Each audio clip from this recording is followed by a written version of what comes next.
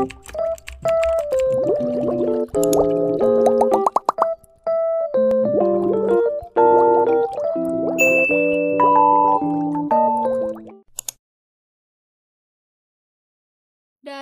5 foto juri ini, Sung Hoon mengambil fotonya Eun-ki. Sung Joon kembali ke panti asuhan dan dia teringat dengan masa lalunya. Jadi tuh, anak ini datang ke sel tahanannya Yoon Jae. Ternyata anak ini adalah Sung Joon. Juga sudah dipastikan kalau ibunya ini punya hubungan dengan panti asuhan ini. Kemudian Yoon Jae minta tolong dan di sini Sung Joon melihat nomor yang ada di jaketnya Yoon Jae. Eun-ki mendatangi biarawati itu yang menceritakan bahwa ada 3 orang anak yang dikirim ke panti asuhan harapan. Dan setahu biarawati itu, Yoon Jae ini telah meninggal 20 tahun yang lalu. Para detektif berkumpul dan membahas tentang siapa pelaku pembunuhan Yom Hye Jin dan kejahatan apa yang telah dibuat Pak Yom sehingga dia nggak ngasih tahu tentang video ini. Sung Joon menduga kalau pelakunya itu mantan anak panti asuhan harapan yang ingin membalas dendam. Jadi mereka yakin kalau pelakunya itu akan mengincar para juri yang sisa yang mungkin ada hubungannya dengan panti asuhan harapan. Sung Joon mendatangi juri chef yang ternyata chef ini punya seorang Hyung yang hilang 20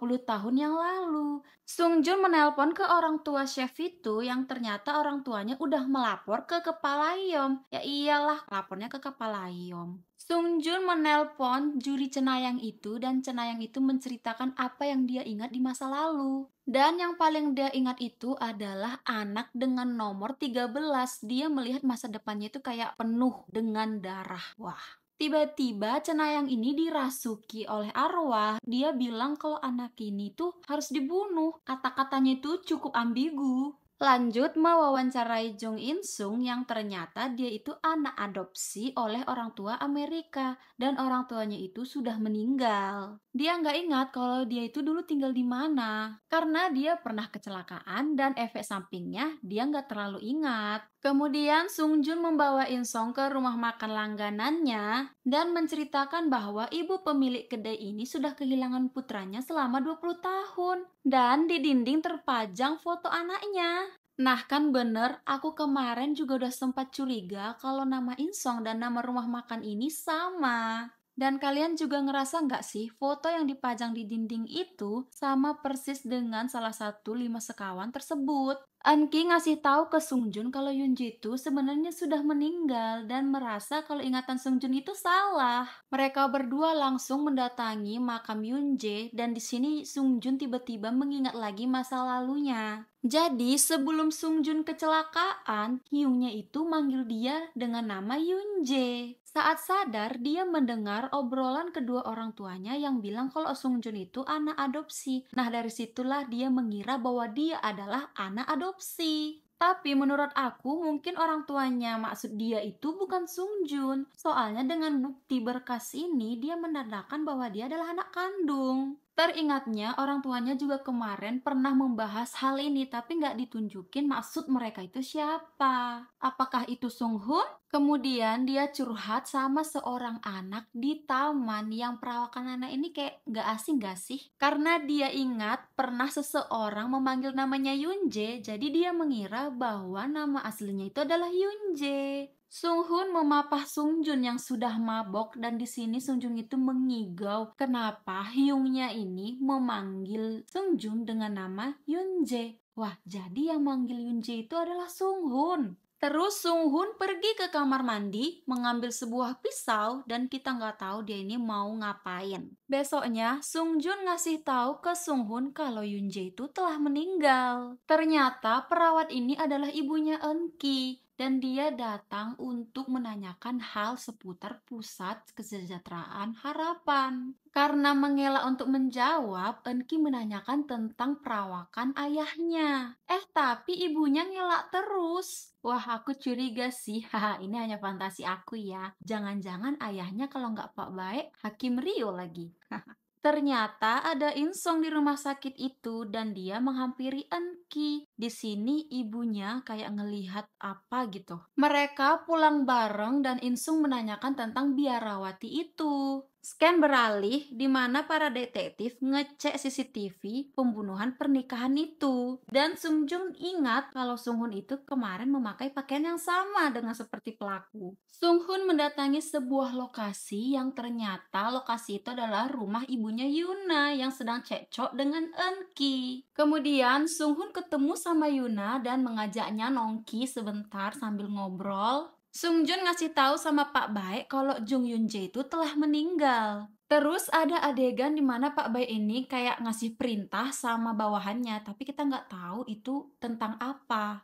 Sung Jun mengikuti bawahannya Pak Baek pergi yang ternyata dia pergi ke rumah sakit tempat ibunya Eun Ki bekerja. Di sisi lain, Sung Hun membaca rekapan wawancara ibunya Eun Ki. Benar aja, bawahannya Pak Baek langsung menemui ibunya Eun Ki dan menanyakan perihal Yoon Jae. Tak lama kemudian, datanglah Sung Jun yang menanyakan hal yang sama. Tapi dia keceplosan ketika melihat kalung yang dipakai oleh Sung Jun. Dan Yoon Jae itu kompak dengan nomor 11 dan nomor 12, tapi dia nggak tahu siapa namanya. Seingatnya, yang nomor 11 itu lebih tua daripada Yoon Jae, sedangkan yang nomor 12 itu seumuran dengan Yoon Jae. Jadi, praduga aku yang nomor 12 itu anak ini yaitu In Song yang hilang. Terus Sung Jun ngasih tahu siapapun yang berkaitan dengan pusat kesejahteraan harapan sedang terancam. Kemudian ibu ini ngasih tahu kalau dia punya seorang putri yang bernama Eun Ki.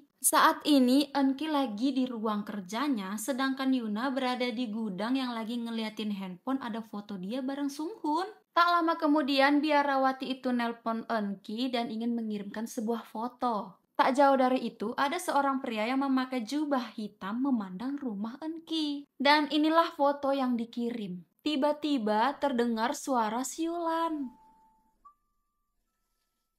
Ada seseorang yang memegang pisau dan ada juga yang dengan sepatu nggak ada tanda di alasnya. Tak lama kemudian, Eun Ki dibekap oleh seorang yang berjubah hitam. Sung Jun melihat foto yang di komputernya Eun Ki dan teringat masa lalu. Yang ternyata Gabriel ataupun nomor 11 itu adalah Sung Hun.